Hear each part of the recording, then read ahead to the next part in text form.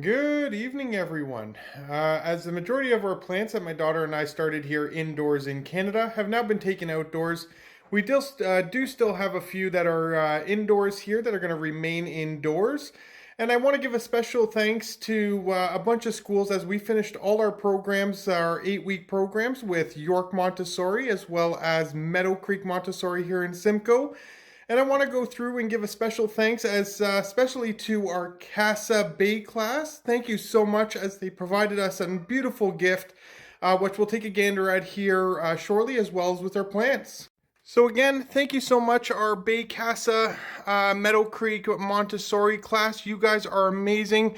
They put this together on our last day of the program, which is absolutely amazing. So sweet, as well as this plant over here. So thank you once again for all your hard work and these beautiful plants that we will cherish forever.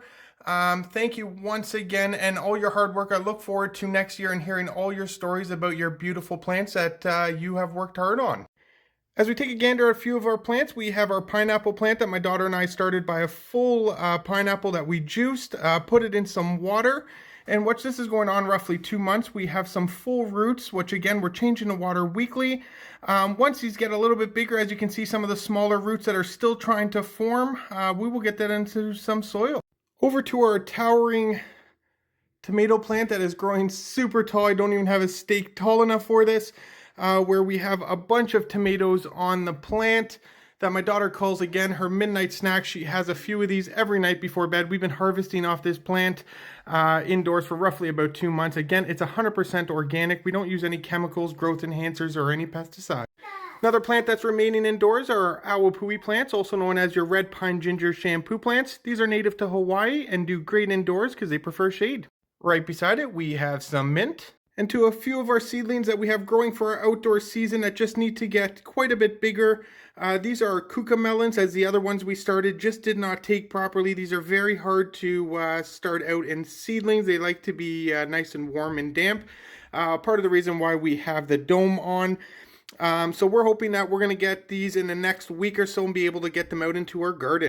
To our final plant that we have indoors, this is a bay laurel tree. This was my father's tree, and we're just grateful to have his plant in memory of my pops. So once again, everyone, thank you so much. Unfortunately, we weren't able to get out for day 3. It was pouring here, but nonetheless, I wanted to take that moment and thank all the Montessori schools that have worked with us through this school season. And for the 8-week, 6-week programs, it was absolutely amazing to be able to work with each and every one of your schools, staff, teachers, and the students. They were amazing. So thank you once again, and an extra thanks to Bay Casa Meadow Creek Montessori. Again, you guys are amazing. Thank you for the gifts. We will cherish them and really appreciate them. So again, and if you haven't yet, check out our website at CanadianVeggies.com for 100% organic items, apparel, as well as some of the services. Again, thank you everyone for tuning in. Have a great day.